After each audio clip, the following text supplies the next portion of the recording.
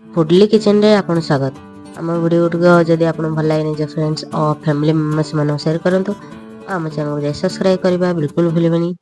चलतु आज बनैबा समस्त प्रिय आंबुल राई। बहुत राग और खट्टा थिबो। चलतु यहाँ समस्त को खाइबा पसंद लगे तो चलतु ए रेसिपी आरंभ करवा। जय जगन्नाथ सांग माने चलतु भिडियोटी आरंभ करवा। देखंतु मो आंबुल को राति मो पूर्वर 5टी कम से कम 12टी ना 15टी आंबुल को भल भाव सफा करी बतरे देती गरम पानी रे। आपण आपको राति भिजे रखिए है। देखंतु पूरा तार केते भल भाव बतरी जाइए। देखिपारे केते स्मूथ बनी जाइए। गरम पानी रे बतरेबे राति। चलतु एबे आंबुल राई पे मसला गुड़िक बाटिबा। देखो ग्राइंडिंग जार नहीं 2टी कंचा लंका नहीं जाए और आपण पाखे जदि आंब अदा थाए आपड़ से ने मो पाखे ना से मु नॉर्मल अदा नहीं जाइए और अल्प किसी सरिष नहीं जाइए। अधिक क्वांटिटी ने आपड़ जी आंबुल ता अनुसार ताको देखिए ने आप अल्प किसी पान मधुरी नहीं जाइए। अल्प किसी जीरा नहीं जाइए। पान मधुरी नेले आमर टिके भल स्मेल हम और खटा जी सब खटार आमर पान मधुरी निहाती भाव पड़ा दरकार। चलतु देखंतु अल्प किसी नड़िया नहीं तार पछपट गुड़िक सब भल भाव सफा कर देछि। देखो एबे पकई अल्प किसी पानी देदेबा। अल्प किसी पानी देदेबा आपको एबे भल भाव ग्राइंडिंग करदेबा। देखंतु केते भल भाव बाटी हो बिल्कुल गोटा अंश किसी ना एभरी भाव में आप बाटे। चलते एवं आम रेसिपी आरंभ करवा। देखो गोटे पेन नहीं एबे गोटे पेन नहीं अल्प किसी तेल पकईदे 2-3 चामच तेल पकईबे और तेल टिके गरम ही आसला अल्प किसी हल्दी पाउडर पकईदे। देखंतु हल्दी टिके एबे कलर चेंज हो आसलानी हल्दीर। एबे आमे बाटिकी रखिथे जो सरिष बटा से गुड़ आम पकईदेबा।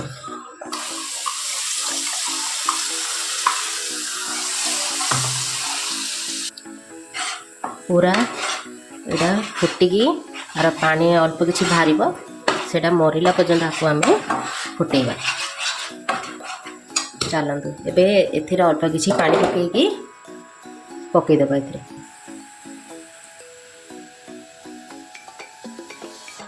आपको किसी समय आर पानी गुड़िक आम फुटे फुटे पूरा मारिदेबा। यहाँ पूरा बहलिया जमती पेस्ट गुड़िक बनीज नड़ियार पेस्ट गुड़िक। चलो आपको किसी समय फुटेबा दबा। देखंतु यहाँ भल भाव फुटे आसलानी आमर सरिष और अदार स्मेल गुड़िक कंचा स्मेल गुड़िक पलैलानी। देखंतु केते बहल आसलानी। एबे चलतु बतरे रखिदिबा आंबुल और पानी गुड़िक फुटेदेबा। देखंतु एबे आमे स्वाद अनुसार पूर्वर आंबुल रे लुण अच्छी है से अनुसार आप चाखिकी लुण पकेबे। एबे आमे ए गिनारे छोट गिनारे मापी आपन जति मीठा पसंद ता अनुसार आप चीनी नहीं जी ना गुड़ भी नेले हम। एबे देखंतु धीरे धीरे फुटे आसलानी आमर चीनी गुड़िक मेल्ट है पर्यंत आपन एमती घांटिबे।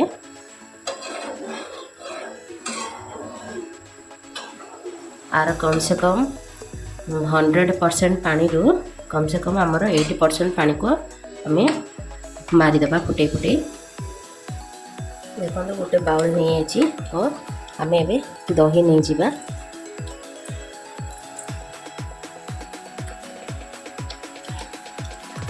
आपड़ खट्टा दही नेबेनी कहीं आमर आंबुल गुड़िक खट्टा अच्छी तो नॉर्मल दही जो मार्केट में मिले पैकेट वाला ये दही नहीं जाए। दही की देखी ता अनुसार आप लुण नहीं जाए। आपको आम भल भाव फेंटी दबा। देखो केते भल भाव क्रीमी बनी जाइए दहीटा। भल भाव किसी समय पर्यंत आम कम से कम 5 मिनट पर्यंत आपको पूरा नॉन स्टॉप फेंटा पड़ो।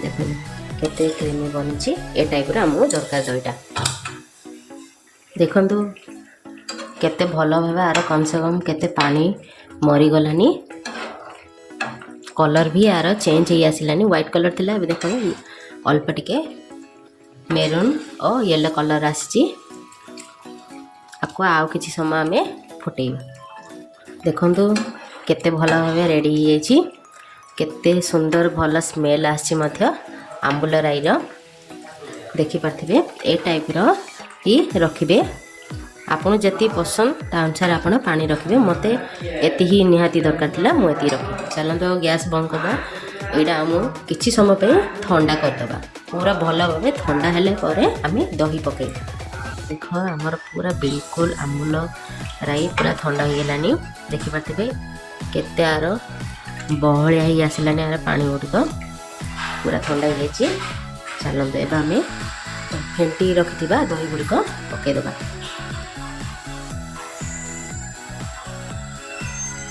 आपको भल भाव मिसईदबा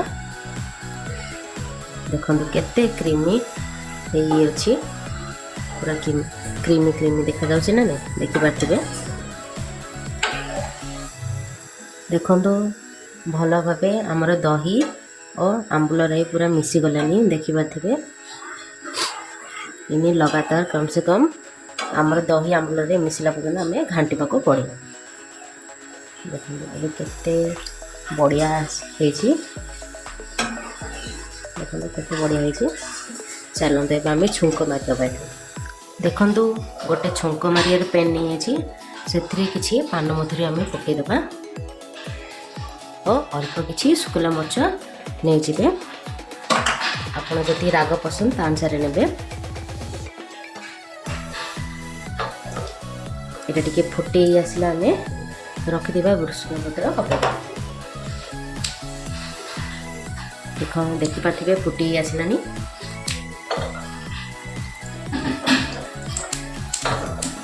एवं आम रखिदा भृषुंगा पत्र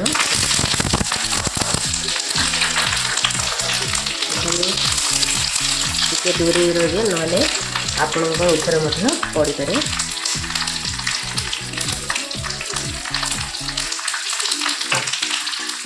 देखो आमर छुंका बिल्कुल रेडी हो आम गैस बंद करदबा एवं ए पकईदबा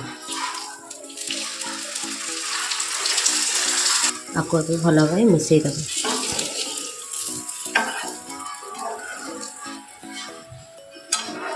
देखो केते सुंदर भाव में आमर आंबुल राई बिल्कुल रेडी हो